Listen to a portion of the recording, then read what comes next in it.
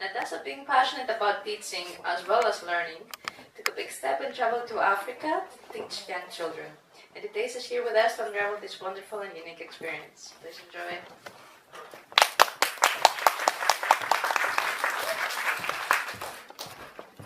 Hello everyone. So, I'm here to talk to you about my experience in Africa. I was invited to talk here for this reason. To tell you the truth, before being invited, I had no idea what interculturalism is. So I browsed the internet and I found out that the term interculturalism expresses a belief that we all become personally enriched by coming in contact with and experiencing other cultures, and that people of different cultures can and should be able to engage with each other and learn from each other. This is something that I didn't know. And to tell you the truth, I felt a sense of guilt because before traveling to Africa, I had no idea about this, and I felt as if I had to know beforehand. I feel a bit jealous of you because now, during this week, you will learn a lot of things about interculturalism, and you will, broaden your horizons, you will gain new experiences. So when you have to go and teach abroad, you will know what's going on. But then again, despite this sense of guilt, I recalled my time there in Africa, and the only thing I could remember was me being happy in the classroom. I remember my students, they were really happy with the lesson, they were excited, and I understood that when you're in the classroom and you teach, you need only one factor, and this is fun. If you're a teacher and you are in the classroom, you are actually in your whole world. I don't care what's going on outside, I don't care about the community or about the parents' beliefs, I care about my students. I want them to be happy and I want the lesson to be exciting so that they can keep up. And this is what I did in Africa, and that's why I'm satisfied despite not knowing what interculturalism is. I want to show you some photos so that you can have an idea of what was going on there. So the first time I went to school, I was a lucky one because I went to a school where I was given the 6th grade, and I was lucky because the 6th grade had its own classroom. Some grades had to be taught in one classroom. For example, 3 grades were in one classroom, and this was really difficult. I was lucky because the 6th grade had its own classroom. The first day I went, I will show you some pictures while I'm talking. The first day I went there, I saw a lot of kids. That's my classroom over there. I saw all the students waiting outside. The teacher, I was a volunteer, and as a volunteer my job was to assist the teacher, correct some papers and just help the students who wanted some help. The first day I went there, the teacher was absent. So I said that I could take full responsibility of the class. The only problem I was worried about was that in the class I would have 45 students. I'm not used to that number because my students here are about 10, 12. When I went to the classroom, I saw all the students waiting outside, and just keep this picture in mind, I will talk about this later. This is a notebook actually. They didn't have books or notebooks, this is the notebook. So I went there and I saw all the students outside, and I went in the classroom and I saw a young girl. She was about 10, 12 years old, and she was sweeping the floor, with a brush like that big. She had, kneeled and she was sweeping the floor. And I said, why is she doing this? And they informed me that every day she kept coming a bit earlier so that she could clean the classroom for all the students, and some others were arranging the desks. The first 2 days were really shocking for me because it was something really new. I felt as if I was in a documentary, but I couldn't join in. So I went in the classroom, all the students were seated, and I said good morning. And it really surprised me when I heard them all saying good morning, miss, all together. It was really interesting because students here don't do it. Another shocking thing was that they didn't have books. You saw your notebooks, they didn't have books. In the classroom, there were only 3 books. They belonged to the school. I took one and I thought we could have some revision because next week they had exams.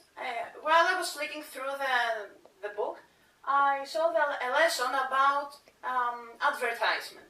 And I saw that it would be a good idea if we could make an advertisement. So I said, what do you want to advertise? And they said, chalks. Do you know what a chalk is? The white thing we write on the board. It's a bit old-fashioned. We have interactive boards now. And they said chalks. And it was really shocking for me because in my school, when I was a student, we used to have the chalks to throw, at the other students for fun.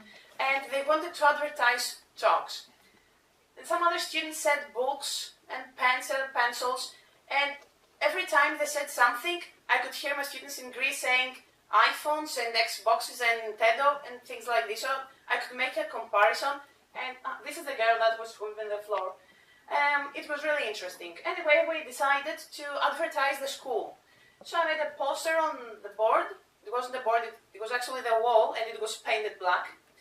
And I said, okay, we have the school.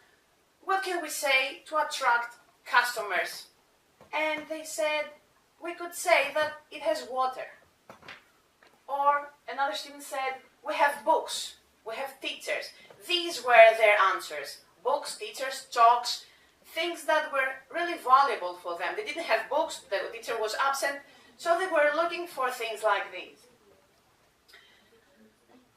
Anyway, before going to Africa, I had asked my students here to bring some things, like pens and pencils, so that I could take them there as a present, And when I gave them these things, I left mid-July, so the school was over, and they brought, some pencils like that big after the school year or some rubbers. And when I gave them these things, they were so excited, and it was a big present for them. And one student asked me if they can keep these things, or if I would take them back home when I left. And said, no, you can keep them, they are for you. And he was so happy, as if, I think he could feel the same as I would, if someone told me that you have one laptop for each of your students. It was the same thing. A few hours later, it was time for their PE. They had to go outside and play football. And I saw some students leaving their shoes in the classroom. And, as a common European, I imagined that they perhaps have other shoes for football. But they started playing barefoot because they didn't want to damage, this pair of shoes. It was the only pair they had. As you see, the students there used to wear uniforms. When I first saw, most of them wear uniforms. When I saw them, I didn't like one thing, that their uniforms were a bit dirty. In Livingstone, in Zambia, they don't have a problem with water. Maybe because of the waterfalls, the Victoria Falls, they have plenty of water. So, I thought that they could, wash their clothes and come a bit cleaner. They were neat, but they were very dusty. This was what crossed my mind on the first day. The next day, this is the principal of the school. The principal told me that it would be a good idea for me if I could have a tour around the village and pay a visit to my students' houses so that I can have a better idea of their background. I said okay, and we started walking for 5 kilometers. For me, it was really fun because I was on holidays, but I thought that some students have to do this at 6 o'clock in the morning and then 3 o'clock in the afternoon, and then do the same again in the afternoon because they had evening classes. And they didn't bother. They used to be there every day for school, even come earlier to clean the classroom. So we went there, and after about half an hour, we reached a place, it was like, the moon. Here you can see some trees. There, at their village, there was nothing. Not even bushes, nothing. The houses were made of mud, and most of the students didn't have parents. They had either died or they had left them. This is the bus with the volunteers. The bus used to take us every day to our different schools. So when I went there, the huts, they weren't houses, the huts were made of mud, not even stone, just mud. I saw a woman taking mud from the ground and throwing it on the wall so that she could form a hut. I went inside, and when I stepped in, I was like, you know, I didn't want to smell the dirt in the hut, but I can assure you that they were very clean. It was the air inside the hut was really fresh. These houses are for the rich people. These are the students that walked with us for 5 kilometers until we reached their village. I remember and they also had to cross this river every day to go to school. And you know, I was lucky because I went in the summer. It was winter for them, but it was the dry season. In November, it's the wet season, which means after November, the water is about 2 meters high, yes, and they have to walk 10 kilometers to go to the other bridge. So I went inside the hut, and this is the bridge. It was like that, and when you know the water is 2 meters high, they can't cross it, of course, and they have to walk 10 kilometers. I went inside the hut, and I saw a toothpaste next to the bed. And, you know, it was really strange for me because I was like, this is the village I was telling you about.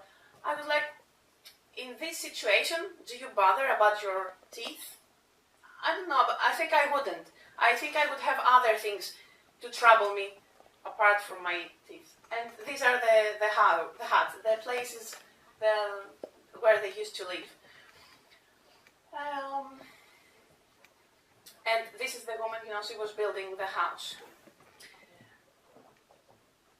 And this is me inside the house. If you see, you know, at the corner there, you can see the tube of the toothpaste.